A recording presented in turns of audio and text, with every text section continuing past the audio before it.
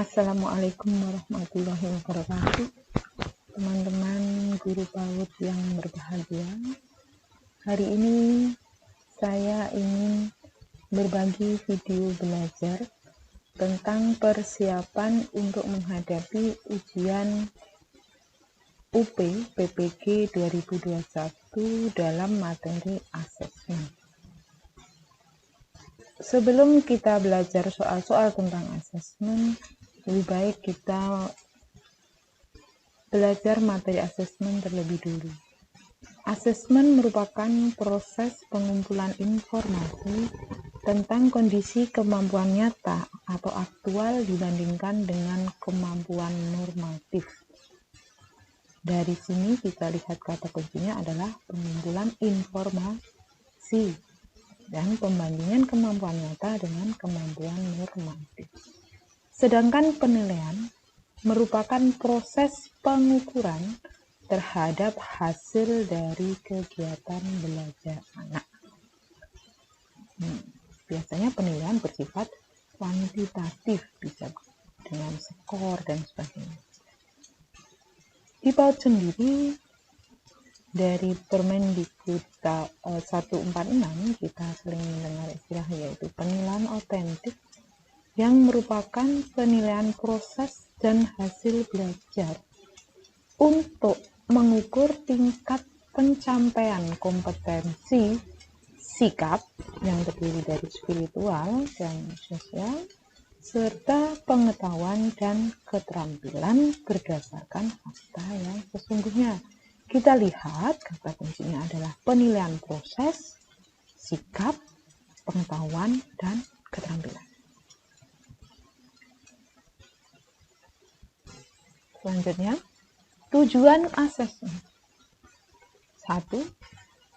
Penyaringan atau screening. 2.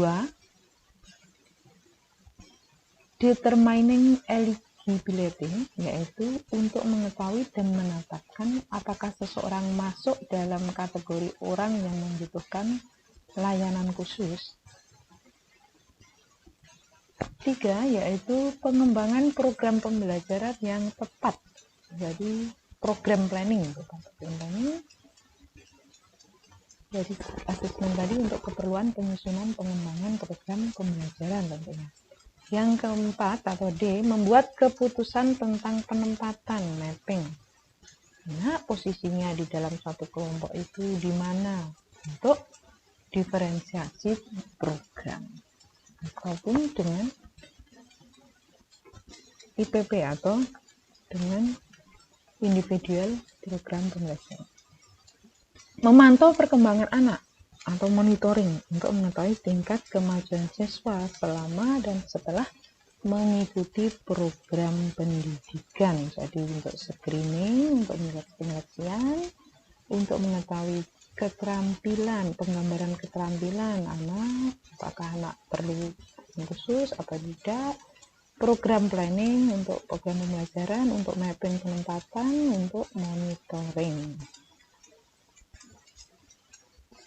Sedangkan itu tadi adalah tujuan asesmen, sedangkan sebenarnya adalah manfaat asesmen. Kita sering dibingungkan dengan kata perbedaan antara tujuan, manfaat, itu. Manfaat asesmen adalah memberikan informasi tentang pencapaian kompetensi anak berkaitan dengan bidang pengembangan, yaitu pengembangan pembiasaan dan pengembangan kemampuan dasar. Jadi memberikan informasi. Yang kedua adalah memberikan umpan balik kepada guru untuk memperbaiki program atau kegiatan pengajaran. Yang ketiga yaitu bahan pertimbangan bagi guru untuk melakukan kegiatan bimbingan terhadap pertumbuhan anak yang agar perkembangannya anak bisa optimal. Yang keempat, bahan pertimbangan untuk menempatkan anak dalam kegiatan yang sesuai dengan minat dan kebutuhannya. Kelima, 4 ini aja ya. Prinsip penilaian di PAUD ada 8, yaitu mendidik, biasanya nanti ada memotivasi, membina, seperti itu kata kuncinya. Berkesinambungan, terencana, bertahap, terus-menerus, objektif, terkriteria jelas, tidak subjektif, akuntabel, dapat dipertanggungjawabkan, transparan, sesuai prosedur, hasilnya dapat diakses oleh pihak yang berkepentingan, sistematis, teratur, terprogram, menggunakan berbagai instrumen, menyeluruh semua aspek perkembangan dan semua anak, termasuk tiga pentingnya. Bermakna, yaitu bermanfaat bagi anak, guru, orang tua. Yang depan, jadi ada 8. Biasanya berkesinambungan ini ada berkesinambungan dan adil, accountable dan valid. Seperti itu. Jadi tidak berdiri sendiri. Adil itu tidak bersendiri, tapi bersama dengan berkesinambungan. Sekarang kita ke penilaian autentik. Penilaian autentik itu nanti ada 3. Yang satu itu berdasarkan Bahrul Ahyad, yang kedua Elim Stiebel Begin dan dalam Slavin ya ini ya. Yang ketiganya itu Permendikbud 146. Kita hanya melihat kata kuncinya karena Bahrul Ahyad itu berdasarkan proses pembelajaran mengenai masalah dunia nyata dengan menggunakan metode dan kriteria yang sesuai dan holistik. Sedangkan menurut Alice Weber dalam Slavin, autentik adalah anak dimak membuat berdasarkan pengetahuan mereka, dihubungkan dengan kehidupan nyata mereka, misalnya untuk mengetahui bagaimana gunung meletus dan bahayanya seperti apa, jadi berdasarkan pengetahuan. Sedangkan dari Permendikbud 146, kira teman-teman sudah hafal ya, penilaian autentik adalah penilaian proses di mana meliputi penilaian sikap, keterampilan, dan pengetahuan. Selanjutnya, kriteria penilaian yang biasa kita gunakan adalah belum berkembang, BB, melakukan harus dengan bimbingan atau dicontohkan guru. Mulai berkembang, anak melakukan masih dibantu guru atau masih diingatkan guru. Berkembang sesuai harapan, anak melakukan sudah dapat mandiri dan konsisten. Ingat ini konsisten. Itu berkembang sesuai harapan, kata kuncinya konsisten ya. Dan BSB adalah mandiri dan dapat membantu temannya yang belum mencapai indikator. Jadi dapat membantu temannya biasanya. Sekarang kita ke contoh soal. Evaluasi yang digunakan benar-benar mampu mengukur apa yang hendak diukur atau yang diinginkan, selalu disamakan dengan ketepatan. Misalnya untuk mengukur partisipasi peserta didik dalam proses pembelajaran, bukan dievaluasi dengan melihat nilai ketika ulangan, tetapi dilihat juga mulai dari kehadiran, keaktifan, dan sebagainya. Kita lihat kata kuncinya adalah benar-benar mampu mengukur apa yang hendak diukur, berarti terencana. Mulai dari kehadiran, keaktifan, berarti bertahap, terus-menerus. Maka prinsip yang digunakan dalam penilaian ini adalah prinsip berkesinambungan. Soal berikutnya, mengevaluasi berdasarkan keadaan yang sesungguhnya, tidak dipengaruhi oleh hal-hal lain yang bersifat emosional dan irasional. Berarti kata kuncinya adalah keadaan yang sesungguhnya tidak bernilai emosional dan irasional, itu penilaian subjektif. Dan kriterianya berarti jelas, berarti termasuk dalam prinsip objektif. Melakukan evaluasi haruslah melihat keseluruhan dari aspek berpikir. Kita lihat dari soalnya aspek keseluruhan dari domain kognitif, domain afektif, dan keterampilan atau psikomotor yang ada pada masing-masing individu, berarti secara holistik atau secara menyeluruh. Dari ini kadang kita terkeliru dengan autentik. Tapi di dalam prinsip penilaian yang 8 tadi tidak ada autentik ya. Prinsip penilaian tadi ada 8, tidak ada yang autentik, tetapi menyeluruh, sistematis, terpadu, berkesinambungan, objektif ya. Tidak ada yang kegiatan evaluasi dilaksanakan secara terus-menerus. Evaluasi tidak hanya dilakukan sekali setahun atau per semester, tetapi dilakukan secara berkelanjutan mulai dari proses pembelajaran dengan memperhatikan peserta didik hingga ia tamat dari institusi tersebut. Pernyataan tersebut menggunakan prinsip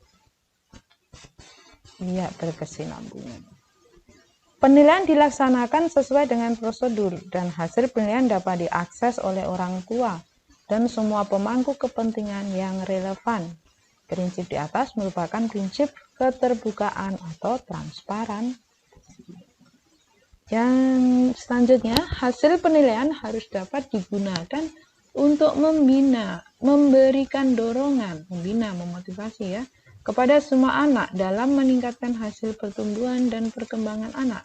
Oleh karena itu, hasil penilaian harus dinyatakan dan dapat dirasakan sebagai penghargaan bagi anak yang belum berhasil. Cuma dengan demikian, usaha penilaian dapat memperkuat perilaku, sikap yang positif, memperkuat, membina, memotivasi, berarti mendidik. Prinsip penilaiannya adalah mendidik. Prinsip penilaian harus diajarkan pada prinsip objektif, terpadu, sistematis, terbuka, accountable, menyeluruh, dan berkesinambungan, adil, valid, andal, dan manfaat atau bermakna ya manfaat. Penilaian hasil belajar yang difokuskan pada integrasi antar ranah kognitif, afektif, dan psikomotorik merupakan bentuk penilaian yang memegang prinsip. Di sini ada kata integrasi, berarti prinsipnya terpadu. Sekarang kriteria ya, kita belajar kriteria penilaian. Rina adalah kelas A di RA Nurul Falah, sebelumnya tidak pernah mau mengikuti kegiatan berjalan di atas papan titian. Pada hari Kamis, tiba-tiba ia mencoba berjalan di atas papan titian tanpa disuruh oleh guru kelas. Dari kasus tersebut, jika dilakukan penilaian pembelajaran, maka Rina masuk kategori mulai berkembang. Oke. Hari ini Bu Umi bercerita tentang gajah dan semut. Setelah bercerita, Bu Umi melakukan tanya jawab dan meminta anak menceritakan kembali cerita yang telah didengarkan. Dari hasil pengamatan Bu Umi, Raisa menjawab semua penyertaan Bu Umi dengan tepat. Raisa juga mampu menceritakan gajah dan semut dengan bahasanya sendiri. Dari aspek perkembangan bahasa yang tampak dari Raisa tersebut, dapat disimpulkan perkembangan reseptif dan ekspresif Raisa adalah reseptif, jadi memahami cerita yang diperdengarkan. Kita lihat indikatornya, dia sudah bisa menjawab pertanyaan Bumi dengan tepat, berarti dia paham. Dan Raisa ekspresifnya adalah dia mampu menceritakan. Nah, berarti anak ini sudah dapat dengan mandiri dan bisa, berarti dia termasuk dalam kategori atau kriteria berkembang sesuai harapan atau BSH.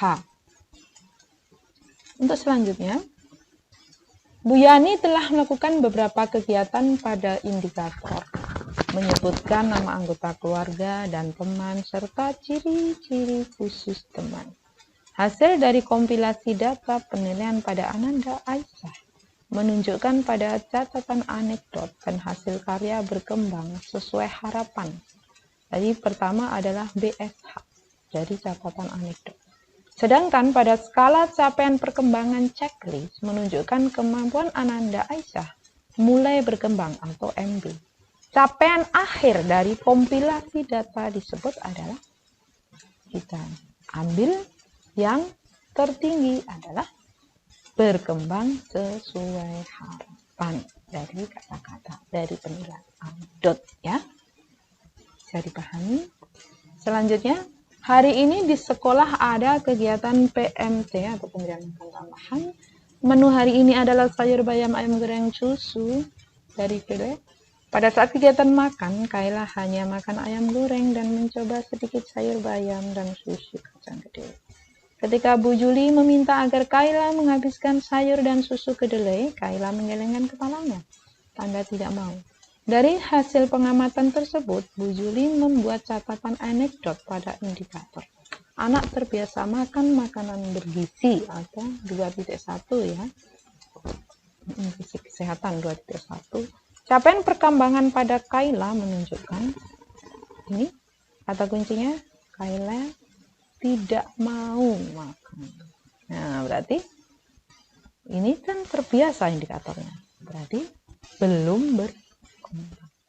Oke, selanjutnya. Hari ini Bu Nur menyiapkan kegiatan mencocok gambar untuk melatih motorik halus anak. Nada selesai lebih dahulu mengerjakan. Kemudian Nada membantu mengerjakan temannya yang belum selesai melakukan kegiatan mencocok. Dari hasil pengamatan tersebut, kemampuan Ananda Nada berada pada kemampuan sudah bisa membantu temannya. Tadi menurut ciri-ciri tadi adalah berkembang sangat baik atau BSB. Karena anak sudah penilaian autentik adalah satu penilaian di mana anak diminta untuk membuat sesuatu berdasarkan kepengetahuan mereka yang dihubungkan dengan kehidupan nyata mereka. Misalnya pengetahuan gunung meletus dan bahayanya penilaian atas menurut autentik menurut Alice Deegan Weber Wiggins. Ya, betul. Yang A. Ya, tadi kan Alice Deegan Weber Wiggins dalam Slavin tadi pencetus utamanya adalah yang A ya, Alice Deegan Weber Wiggins. Penilaian harus menggunakan berbagai ukuran, metode, kriteria dengan karakteristik dan esensi pengalaman belajar. Penilaian di atas adalah penilaian proses menurut Bahrul Hayat. Bahrul Hayat. Sedangkan ini yang dimaksud penilaian otentik 146 tahun 2014 ya. Tujuan penilaian belajar berdasarkan Permendikbud nomor 146 tahun 2014 adalah untuk memperbaiki pembelajaran dengan meningkatkan pelayanan agar otentik, sikap, pengetahuan, dan keterampilan dapat terhubung secara optimal. Nah, dari sini kita langsung aja, tidak usah membaca yang lainnya, kita lihat ini menurut nomor 146 itu adalah definisi penilaian otentik, kita langsung ini. Otentik tadi kan kalau menurut Permendikbud seperti ini. Definisinya adalah sikap, pengetahuan, dan keterampilan yang dilakukan. Ibu Umi memberi tugas kepada anak didiknya untuk menghubungkan angka dengan gambar yang sesuai. Teknik penilaian yang tepat digunakan Bu Umi apa? Nah, di sini ada kata apa? Memberi tugas, berarti tekniknya ada penugasan. Gampang sekali ya. Kumpulan atau rekam jejak berbagai hasil kegiatan anak secara berkesinambungan atau catatan Bu Didik tentang berbagai aspek pertumbuhan dan perkembangan anak sebagai salah satu bahan untuk menilai kompetensi, sikap, pengetahuan, dan keterampilan disebut, di sini ada kata rekam jejak berbagai hasil kegiatan anak, berarti penilaian portofolio D ya. Selanjutnya, Bu Yuli dalam kegiatan di tema masjid menggunakan metode bercakap-cakap. Teknik penilaian yang paling tepat digunakan Bu Juli adalah percakapan. Di sini ada kata-kata percakapan. Mudah sekali ya ini. Ya. Catatan digunakan mencatat seluruh fakta, menceritakan situasi yang terjadi, apa yang dilakukan dan dikatakan anak. Catatan ini sebagai jurnal kegiatan harian, mencatat kegiatan anak selama melakukan kegiatan setiap harinya. Catatan ini memungkinkan untuk mengetahui perkembangan anak yang indikatornya tercantum maupun tidak tercantum pada RPPH. Catatan ini termasuk penilaian apa? Iya, catatan anekdot. portfolio bukan. Jelas bukan. Hasil karya tidak ada kata karya di sini. Jadi anekdot merupakan rekaman fakta apa adanya situasi. Ya. Penilaian yang meminta peserta didik untuk mendemonstrasikan dan mengaplikasikan pengetahuan ke dalam konteks yang sesuai dengan kriteria yang ditetapkan adalah apa? Mendemonstrasikan, anak didik mendemonstrasikan, mengaplikasikan ke dalam konteks yang sesuai dengan kriteria yang ditetapkan, termasuk penilaian unjuk kerja. Mendemonstrasikan di sini. Mendemonstrasikan itu kata kuncinya. Anak kelompok B diajak Budina untuk kegiatan kolase kubah masjid menggunakan biji jagung dan kacang. Setelah anak selesai, Dina akan menilai karya anak tersebut. Teknik penilaian yang digunakan karya apa dah? Hasil karya, penilaian hasil karya atau